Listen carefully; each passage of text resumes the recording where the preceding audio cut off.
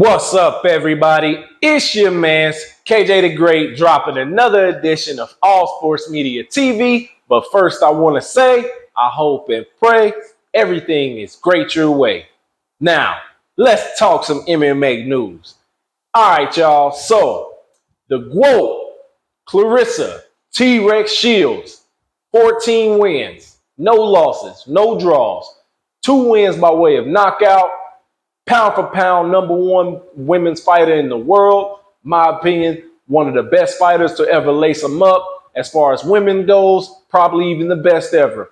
She reportedly signed a multi-year, 7-figure deal with the PFL, and she says she will be making her return in 2024 to MMA.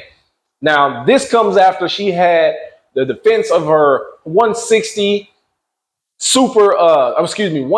middleweight undisputed title defense against Marcela Cornejo. I believe that's how you say it. Mari Cornejo. However, I keep forgetting. Sorry, Maricelo Cornejo, whatever your name is. She had a defense against her and won pretty much every round, as she typically does. Fast hands, strong punches, great ring IQ, throwing them en route to winning that fight. Now, originally, she was supposed to fight Hannah Gabriels, but Hannah Gabriels tested positive for a banned substance, and she came out via IG and stated that that banned substance was made known to her due to the VADA people. They come, they do the random testing, and they told her, or apparently made her aware, that the cream she was using for her dog who just gave birth had the banned substance in it, and she continued to use it.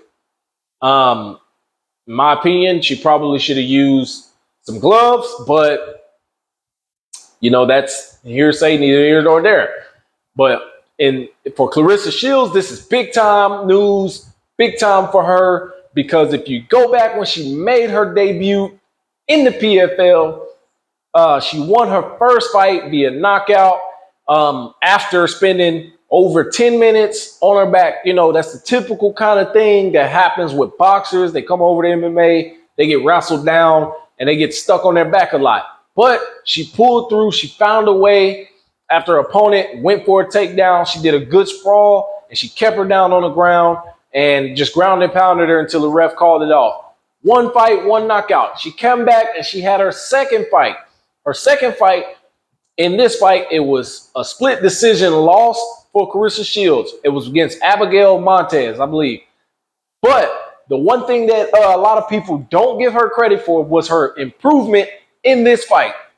The second fight was a span of months or out, but you can see the definite improvement in her stance, takedown defense for majority of the fight, her ability to move and work the cage. But the one problem that she has is her hand speed and her hand strength. She does get overzealous with it. When she throws her hands, she doesn't pay attention to where the other person is and where her body is. That's the one flaw that we see, but we see a lot of improvements. And I'm not saying she's going to go on to be some submission specialist and knockout queen in the MMA and none of that, but we did see a big jump in skill set and improvement from her first fight. So congratulations, Claressa Shields. I cannot wait to see you get in that cage. Do your thing. Now, let's talk about another top 10 pound for pound women fighter in the world. That being the undisputed featherweight champion of the world in boxing, Amanda, the real deal Serrano. 45 wins, 2 losses, 1 draw, 30 wins coming by way of knockout. She's been a powerhouse in the game for 15 years in boxing. But a lot of you guys didn't know she competed in MMA as well.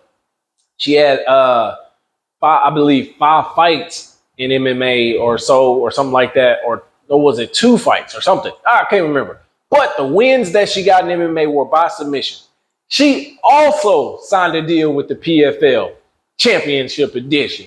So now we're going to see 2 of the top 10 pound for pound women's boxers over in MMA. I went back and I watched a little of Amanda Serrano's fights in the cage, and she looked pretty good. She looked really, really good. I think she has a lot more experience than Claressa Shields in the cage, but I think she can be really good fighting for the PFL. PFL is a growing MMA league. Jake Paul signed with them, so we might see him in the cage as well as Amanda Serrano next year in 2024. Definitely going to be something to keep your eyes on. Definitely a great up-and-coming league. If you guys missed my video a while back, they have signed Francis Ngannou, arguably the best heavyweight fighter in MMA today, aside from John Jones. Keep it clear. So we don't know what could happen. We gonna see. Definitely something to keep your eyes on. But that's all I got for you guys. Make sure you hit that like button. Drop that comment in the comment section. Let me know what you guys think.